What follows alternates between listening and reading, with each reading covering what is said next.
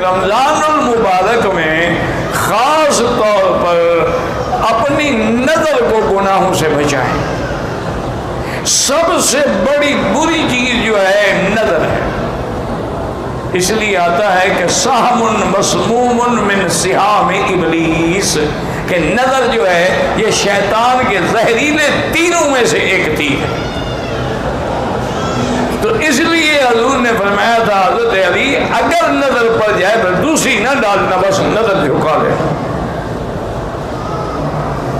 اور اگر آپ نے روزہ رکھا ہوا ہے اور نظر غیر محرم پہ ہے پھر روزے کا کوئی فائدہ نہیں. آپ نے روزہ رکھا ہوا ہے اور لوگوں کی غیبت کر رہے ہیں، گلہ کر رہے ہیں، لوگوں پہ بہتان لگا رہے ہیں، جھوٹ بول رہے ہیں، سود کھا رہے ہیں، تو پھر روزے رکھنے کا خود نے فرمایا اللہ کو تیرے بھوکے مرنے کی کوئی ضرورت نہیں کہ تم بھوکے مرو یا پیاسے مرو. لیکن اگر تم غیبت سے باز نہیں آئے، جھوٹ سے باز نہیں آئے. اچھا ایک مسئلہ یہ بھی یاد رکھ لو کہ جیسے غیر محرم عورت پہ نظر ڈالنا منع ہے، اسی طرح فلم میں بھی یا آپ کے جوال پر جو فلمی پروگرام ہیں ان میں بھی کسی غیر محرم عورت پہ نظر ڈالنا اسی طرح حرام ہے. یہ نہ سمجھے کہ جی یہ تو ٹی وی ہے، یہاں کو عورت کھڑی تھوڑی ہے، تصویر تو اس کی ہے نا، وہ خود نہ ہو تو اس کی تمثیل ہے، اس کی تصویر ہے. تو اس لیے خاص طور پہ رمضان المبارک میں ان چیزوں سے بچیں. اور دوسری یاد رکھیں کہ رمضان المبارک میں افضل عبادت یہ ہے کہ قرآن شریف زیادہ پڑھیں، چونکہ رمضان میں قرآن اترا ہے اور قرآن اور رمضان کا چولی دامن کا ساتھ ہے. اور اس لیے دیکھیں کتنے خوش نصیب ہیں وہ لوگ. امام شافعی رحمۃ اللہ علیہ رمضان مبارک میں روزانہ ایک ختم کرتے تھے قرآن. تو آپ اتنا نہیں پڑھ سکتے ہیں تو کم سے کم 10 پارے تو روز پڑھیں، 3 دن میں ختم ہو جائے. اور رات کو تراویح میں باقاعدہ، لیکن ایک بات یاد رکھیں اگر عشاء کی جماعت چھوڑ دیں اور تراویح پڑھتے رہیں کوئی فائدہ نہیں. سب سے پہلے فرض ہے، فرض ادا کرنے کے بعد 20 رکعت تراویح پڑھیں. جو لوگ 8 پڑھتے ہیں ہم ان پہ اعتراض نہیں کرتے ہیں، وہ چاہے ہم پہ اعتراض کریں، لیکن تمام امت کا تعامل جو ہے وہ یہی ہے کہ 20 رکعت تراویح پڑھی جاتی ہے. اور 8 پڑھو تمہاری مرضی ہے، جتنا گول ڈالو گے اتنا میٹھا ہو. اور اگر ہم 1 منٹ کے لیے مان بھی لیں مثلا کہ 8 کی بھی ایک حدیث میں ذکر ہے، 11 کا بھی ہے اور 12 کا بھی ہے، 20 کا بھی ہے، تو ایمان سے کہیں جو آدمی 8 پڑھے گا وہ 11 والی حدیث تو رہ گئی نا، اور جو 11 پڑھے گا تو 12 والی بھی رہ گئی، اور جو 20 پڑھے گا تو سارے حدیثوں پہ عمل ہو گیا.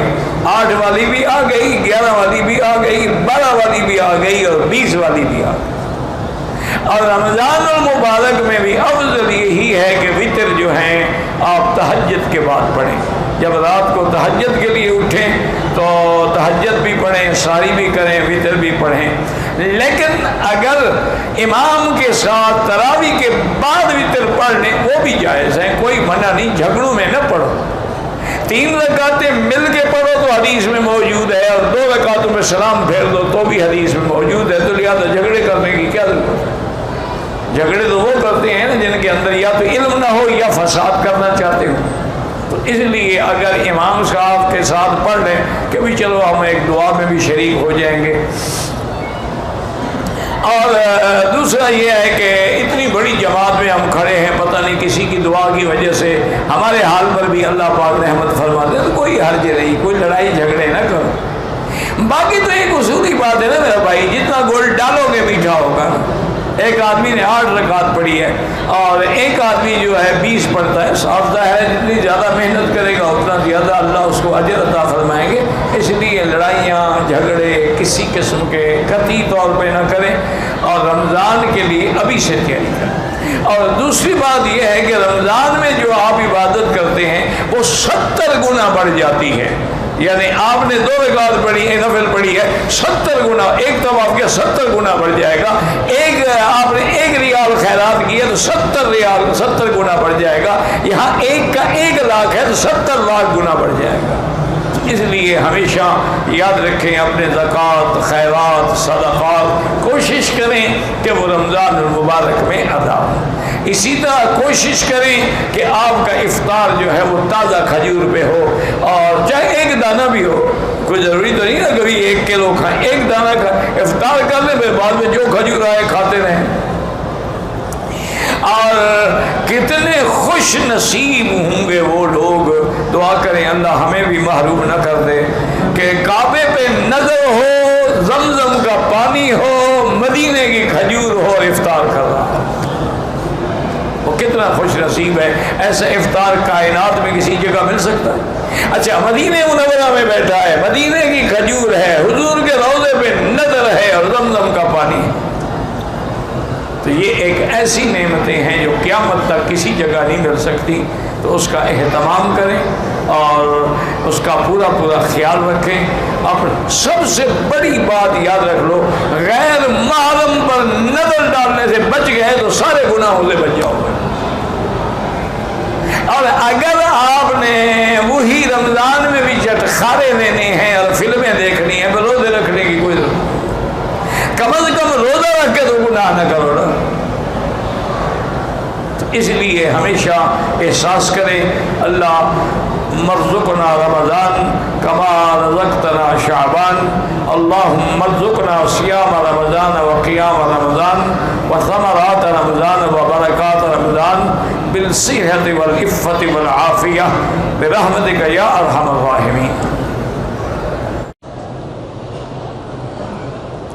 ہمارے گاؤں میں رمضان المبارک میں افطاری کے وقت دسترخوان لگتا ہے، افطاری کرتے ہیں. اب کمیٹی والوں نے بند کر دیا ہے. کہتے ہیں کہ مسجد کی بھی بے ادبی کر، تو مسجد کے باہر لگا دیا کریں. مسجد کے بے ادبی کا معنی یہ تو نہیں کہ لوگوں کو افطار سے محروم کر دیں. مسجد کے اندر نہ لگائیں، باہر ایک جگہ بنا دیں. کہتے جی کہ اگر میں کوئی گناہ کروں تو اللہ کی طرف سے فوراً پکڑ آ جاتی ہے. مقصد ہے کہ اللہ تمہیں اپنا بنانا چاہتے ہیں کہ تاکہ تم گناہ نہ کرو. یہ تو اللہ کا کرم ہے. تکلیف ان کو نہیں ہوتی کہ ایمان سے وجہ سے فرعون کو سال تک سال میں درد بھی نہیں ہوا. کیوں؟ جہنمی ہے، اس کو تکلیف دینے کی ضرورت نہیں. اللہ اپنے بندوں کو تکلیف دیتے ہیں، یہ بھی اس کا فضل ہے.